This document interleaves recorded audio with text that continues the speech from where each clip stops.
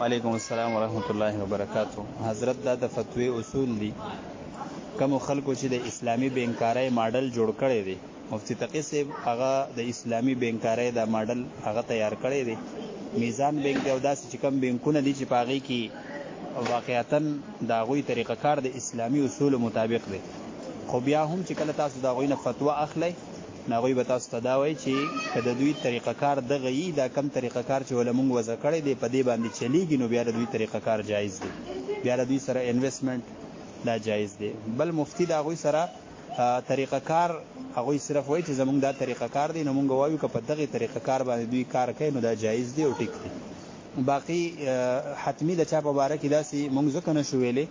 چې کیدای شي هغوی اصول تیار کړي او بیا په دغې اصولو کار نه کوي، نه چلیږي. نو چې کم کسان د دوی سره انویسټمنټ کوي هغه د دغې اصولو معلومات وکړي. تاسو ته ما ووایي چې کومو کسانو د اسلامي بینکارۍ ماډل تیار کړی دی د هغوی د دارالفتا نه چې هم تاسو فتوا اخلئ نو هغوی به تاسو ته دا وایي چې طریقه کار خو د دوی ټیک دی، خو که د دغې اصولو مطابق چلیږي نو بیا د دوی سره انویسټمنټ کول جایز دي. دغه شان تاسو له ما جواب درکړو چې د جوبلي تکافل طریقه کار په وقف باندې او دغه شان په وکالت وغیره باندې مبني دی،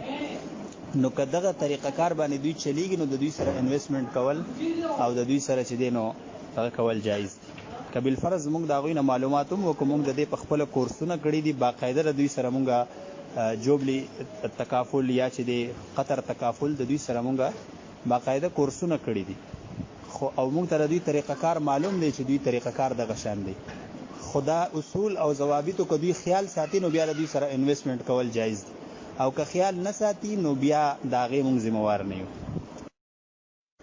باقي د مفتی کار دی فتوا او اصول بیانول، او چې کم سړی بیا په هغې کې په خپله هغې کې انویسټمنټ کوي یا د هغوی سره معاملات کول غواړي نو هغوی له پکار ده چې د دې په خپله تحقیق وکړي او وګوري چې آیا دا د دغې اصولو مطابق چلیږي، د هغوی نه تپوس وکړي، د هغوی سره خپل مفتیان کرام ناسي، هغوی به چې دی ستاسو پوره اطمینان وکړي چې ستاسو اطمینان وشي نو بیا د هغوی سره انویسټمنټ او مارکیټینګ کولی شي.